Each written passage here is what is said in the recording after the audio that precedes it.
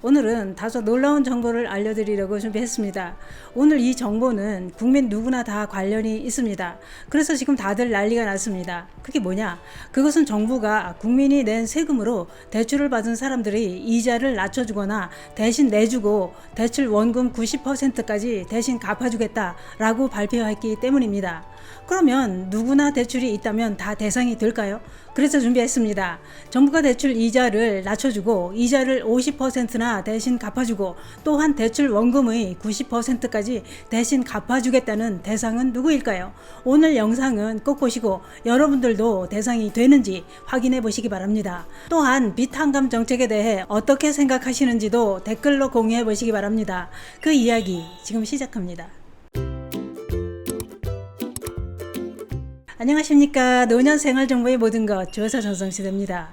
현대사회를 살아가는 데는 빚 없이 살아가기는 힘든 세상입니다. 대부분의 사람들은 다 금전적인 빚을 지며 살아갑니다. 뭔 소리냐? 난 빚 한 푼도 없다. 이런 분들도 계실 텐데요. 그러나 카드 대금이나 할부로 물건을 구매하는 것도 따지고 보면 다 빚에 속합니다. 또한 사업을 시작하거나 건물이나 주택 토지를 장만할 때도 대출을 받아야만 살 수 있습니다. 뿐만 아니라 자영업자들이나 형편이 어려운 사람들도 대출을 받아야 급한불을 끄게 되는 경우 많습니다. 문제는 대출을 받을 때 내 계산으로는 일을 하면 금방 갚을 것 같습니다. 그러나 내 맘대로 내 계산대로 안 되는 것이 세상 돌아가는 이치입니다. 저도 남편 사업이 쫄딱 망하고 큰 빚더미에 올라앉아서 사는 게 너무도 힘들었던 사람입니다. 빚에 눌려서 숨을 못 쉬게 고통스럽더군요. 그래서 이렇게 살면 뭐하나, 하루를 더 살면 하루 더 고통인데 차라리 죽는 게 편하겠다, 이런 생각이 들기 시작하더군요. 그러나 죽는 건 쉬운가요? 죽는 것도 쉽지는 않습니다. 그러니 갈 때까지 가보자. 바닥을 쳤으니 더 이상 내려갈 곳은 없겠지. 이런 마음으로 하루하루를 죽을 힘을 다해 열심히 빚을 갚았습니다. 그러다 보니 사는 건 빚 갚느라고 사는 삶이 되더군요. 그렇게 죽을 힘을 다해 빚을 갚으며 살다 보니 끝이 보이기 시작하더군요. 저도 겪어보니 빚은 정말 무섭습니다. 생을 포기하게 만드는 게 빚입니다. 우리는 뉴스를 통해 많은 사람들이 빚을 지고 생활고로 온 가족이 극단적인 선택을 했다는 소식을 자주 듣게 됩니다. 참 가슴 아픈 일이죠. 그래서 정부가 나섰습니다. 정부가 파격적인 대책을 내놓았는데요. 뉴스를 통해 이미 알고 계신 분들도 많으실 겁니다. 정부와 금융, 사법당국의 빚 탕감 정책이 잇따라 발표되고 있습니다. 쉽게 말해 내가 진 빚을 갚지 않아도 된다, 이겁니다.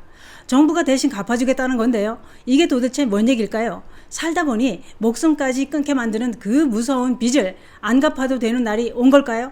금융위원회는 지난 14일 윤 대통령 주재로 열린 제2차 비상경제민생회의에서 125조 원 이상의 금융지원을 담은 금융부문 민생안전과제 추진 현황 및 계획을 보고했다고 하는데요. 이 계획의 핵심은 금리 인상기 취약층 피해를 최소화하겠다, 이런 내용이었다는 겁니다. 특히 청년 특례 채무 조정은 저신용 청년의 채무 이자 부담을 최대 50% 경감해주고 연체 이자는 전액 감면해준다 라고 발표했습니다. 또한 최대 3년의 유예기간 동안 이자율을 연 3.25% 저리로 적용해준다고 했는데요.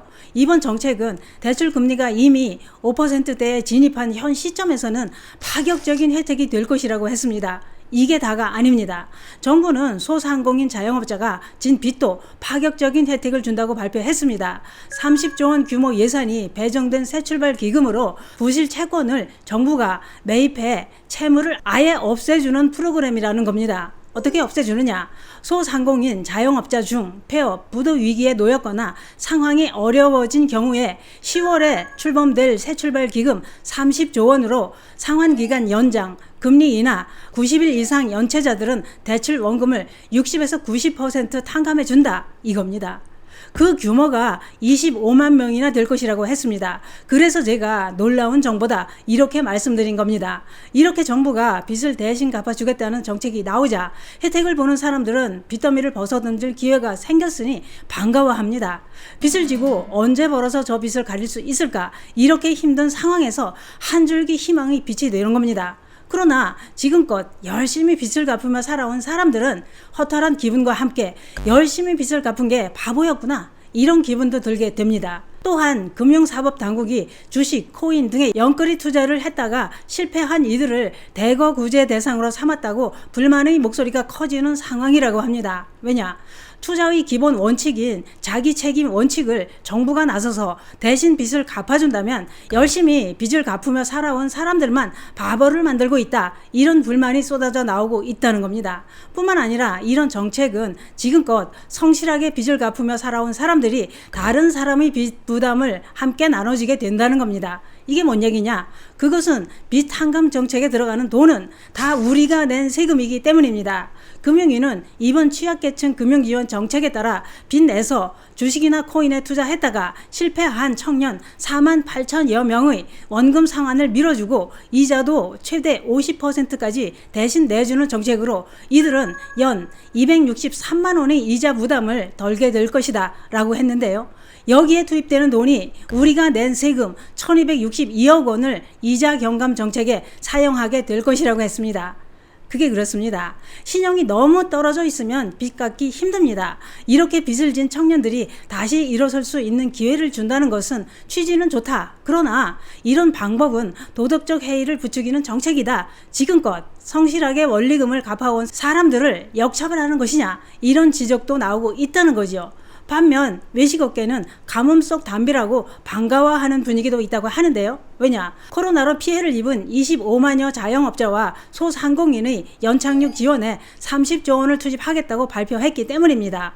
금융위원회는 대출 상환 유예 조치가 종료되는 오는 9월 말까지 상환이 곤란한 취약층 대출자에게 원금 감면 등 채무 조정을 하는 새출발 기금 신청을 받는 과정에서 이 기금의 지원 대상에서 빠진 대출자의 경우 은행이 기금과 동등한 수준의 채무 조정 조치를 하도록 할 계획이라고 밝혔습니다. 또한 정부는 10월부터 가동되는 재무구조 개선 프로그램으로 새출발 기금을 통해 30조 원 규모의 자영업자와 소상공인의 부실 채권을 매입한다고 했는데요. 거치 기간은 최대 1년에서 3년이고 최대 10년에서 20년 장기 분할 상환에 대출금리도 내려주겠다고 했습니다. 더 큰 혜택은 연체 90일 이상 부실 대출자는 60에서 90%의 원금도 감면해 준다고 했는데요. 어떻게 하느냐? 채무조정 대상 25만 명 중 신청을 받아 연체 90일 이상 부실 대출자에 대해서는 최대 90%까지 원금을 감면해 준다 이겁니다. 또한 8조 7천억 원을 투입해 연 7% 이상의 고금리 대출을 저금리 대출로 대환 대출도 해준다고 합니다. 정부는 연체 90일 이상 부실 대출자에 대한 채무 조정은 새출발 기금을 통해서 하고 매출 회복 등을 통해 상환이 가능하다고 판단되는 채무는 새출발 기금과 비슷한 최대 20년 장기 분할 상환 등을 통해 채무 조정을 유도하겠다고 밝혔습니다. 이렇게 파격적인 혜택이 주어진다고 하는데요. 이번 빚 탕감 정책에 대해 더 자세한 내용이 궁금하신 분들은 금융위원회 금융정책과 02-2100-2831로 문의해 보시기 바랍니다. 그게 그런 것 같습니다. 형편이 어려운 처지에 놓인 사람들이 이자율을 낮추고 상환기간을 연장해주고 빚을 탕감해주고 이런 정책이 숨구멍을 열어준다고 반기는 분들도 있습니다. 그러나 한쪽에서는 성실하게 빚을 갚으며 살아온 사람 바보 만들지 마라. 이런 정책은 도덕적 해이를 불러올 수 있다. 이런 지적도 나오고 있습니다. 여러분들은 어떻게 생각하시나요? 댓글로 의견을 나눠보시기 바랍니다. 오늘은 정부에서 10월에 새출발 기금으로 빚을 탕감해준다는 소식을 알려드렸습니다. 감사합니다.